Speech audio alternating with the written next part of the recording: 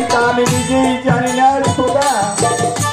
এই তো টাকা পয়সা ধন রত্ন সবই আমার আছে, ওই মেহেরবান খোদা তুমি আমাকে কিছু সন্তান দান করো।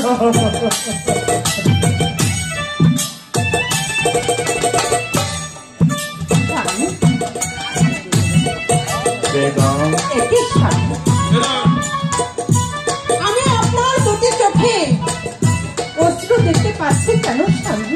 হ্যাঁ বেগম, আজ অনেকদিন যাবৎ তোমাকে আমার বেগম করে এই প্রাসাদে এনেছি, কিন্তু না পেরেছি তোমাকে মা ডাক শোনার জন্য, না হয়েছি নিজের পিতা। তাই তো টাকা পয়সা ধন রত্ন সবকিছুই আমার আছে, ওই মেহেরবান খোদা তাআলা আমার ঘরে কোন সুসন্তান দেয়নি বেগম। তাই তো কি হবে টাকা পয়সা ধন রত্ন দিয়ে যদি বংশের একমাত্র উত্তরাধিকারী না থাকে?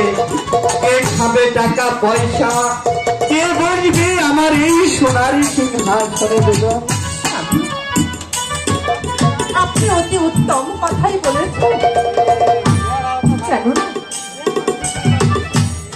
একটা নারীর কোলে তখনই সার্থক হয় যখন তার কোলে জোরে একখানা ফুটফুটে বাচ্চা জলবান করে খেলা।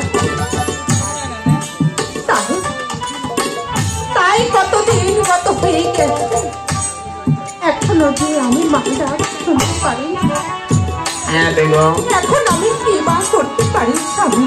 চলো বেগম, আমরা কোনো এক মাজারে গিয়ে ওই মেহেরবান খোদার কাছে ফরিয়াদ করে দেখি। ওই মেহেরবান খোদা তাআলা চাইলে আমাদের ঘরে কোনো সুসন্তান দিতে পারে বেগম। তাহলে চলুন স্বামী।